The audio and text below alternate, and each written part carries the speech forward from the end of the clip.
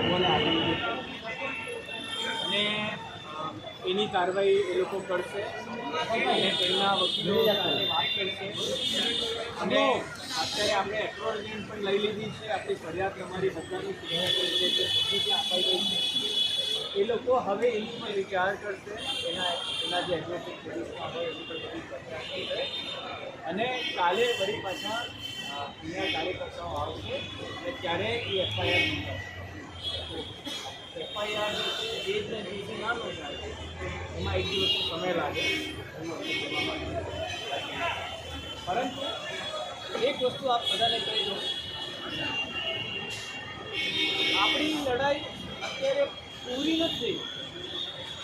આપણે એક પગલું એમાં આગળ વધ્યા અને ઠાકોરજીની દયાથી આપણે એમાં સફળ ગયા.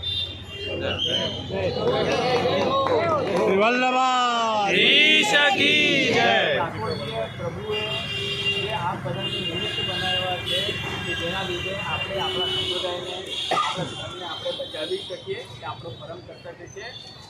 એટલે એક વસ્તુ યાદ રાખજો, ઘરે જઈને આરામથી સૂઈ ના જતા. હજી આપણી લડાઈ બહુ આગળ લડવાની છે. એ માટે આપશીનો ને આપણા જે કાર્યકર્તા છે, આપણા ગૌતમભાઈ છે, ખૂબ સરસ મહેનત કરી રહ્યા છે. પ્રભુ એમને ખૂબ આશીર્વાદ આપે, સદા સ્વસ્થ રહો.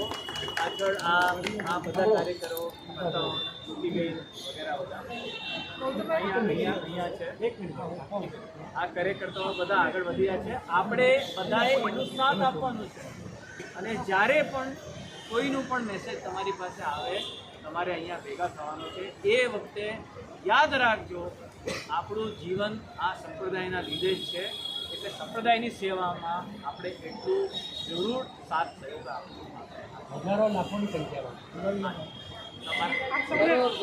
આપ સૌને જણાવો કે આપણા આચાર્ય શ્રી ગોકુલનાથજી જ્યારે માલા કંઠી પર એ વખતે પ્રહાર થયો ત્યારે પોતે ચાલીને કાશ્મીર સુધી પધાર્યા. આપણી માટે અથાગ પરિશ્રમ આપશે લીધો છે. જ્યારે સંપ્રદાય ઉપર કે ધર્મ ઉપર આવી કોઈ પરિસ્થિતિઓ આવે ત્યારે સનાતની વૈષ્ણવ સંપ્રદાયની આપણી જિમ્મેદારી છે કે આપણે ખડે પગે એમાં તત્પર રહેવું જોઈએ. જેમ મારા પૂર્વવક્તા શ્રી દાદાભાઈ આજ્ઞા કરી કે આ અહીંયા પૂરું નથી થયું, આ હજી આપણી શરૂઆત છે. પણ જ્યારે અમે બધા આચાર્યો સાથે છે, જ્યારે જરૂર પડશે આપ લોકોની ત્યારે પોતાનો કામ ધંધો પોતાનો વ્યવસાય છોડીને પણ પોતાના ધર્મ માટે સમય આપજો. બધા બંધાયેલા છો ને?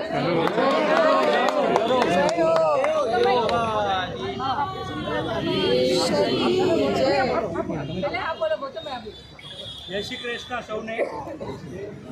આજે આપણે સમગ્ર વિષ્ણુ સમાજ અહીંયા આવ્યો આપણા ધર્મ ઉપર કોઈ ઘાત કરી એનો પ્રતિઘાત કરવા આપ સર્વે જે આવ્યા છો એ ધન્યવાદને બધા પાત્ર છો. આપણે શાસ્ત્રોમાં લખેલ છે ધર્મો રક્ષતી રક્ષત, ધર્મની રક્ષા કરશું તો ધર્મ આપણી રક્ષા કરશે. એટલે જ્યારે આપણા ધર્મ ઉપર આવા વિધર્મીઓ નેટફ્લિક્સ જેવા, યશરાજ જેવા કે એમેઝોન જેવા આવા વિધર્મીઓ આપણા ધર્મ ઉપર ઘાત કરે તો એનો પ્રતિઘાત કરવા સમગ્ર સનાતની હિન્દુ સમાજ હોય, વૈષ્ણવ સમાજ હોય કે જે પણ આપણે પંથને સંપ્રદાયને માનતા હોઈએ એને એક હિન્દુ બનીને ધર્મની રક્ષા માટે રસ્તા પર ઉતરવું જોઈએ. નહીં તો આજે તમે જોઈ રહ્યા છો ભવિષ્યમાં પણ આપણાને હંમેશાથી હિન્દુ ધર્મને એટલો લાઇટલી લેવામાં આવ્યો છે. હિન્દુ શું કરવાના, સહી શું ક્યાં સુધી સહી શું લેવાનું? આપણે આપણા ધર્મમાં માલા અને ભાલા બંનેનું જ્ઞાન આપ્યું છે.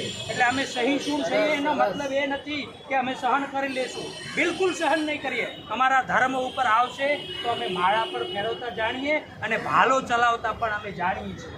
તો જ્યાં જેની આવશ્યકતા હશે એ અમે ચલાવશું અને અમારા ધર્મની, અમારા રાષ્ટ્રની રક્ષા કરશું અને સમય પર યોગ્ય સંતોનું માર્ગદર્શન લઈ અને આ મહારાજ મૂવીને સંપૂર્ણ વિશ્વમાંથી બાયકોટ કરશું, ના કે ભારતમાંથી. વૈષ્ણવ એક વાત કહું, આપણને આવા જાગૃતિ લાવનાર આ ગૌતમભાઈ, આકાશભાઈ, જીતભાઈ, આ ત્રણેય આપણને અલર્ટ કર્યો છે અને આ 3 ટકે આપણે અહીંયા છીએ. વિશ્વ હિન્દુ મંડળ અને બજરંગ દળ આ વ્યક્તિ વિશેષ નથી. ગૌતમ રાવરિયાની કોઈ હેસિયત નથી કે આ કામ કરી શકે. આપ સર્વેનો પ્રેમ, આપ સર્વેનો સહકાર અને પ્રભુ શ્રી કૃષ્ણજીના આશીર્વાદથી હું તમારી જગ્યાએ તમારા સાથે ઊભો છું અને એમને મને શક્તિ આપી છે આવું કાર્ય કરવાની. ધન્યવાદ.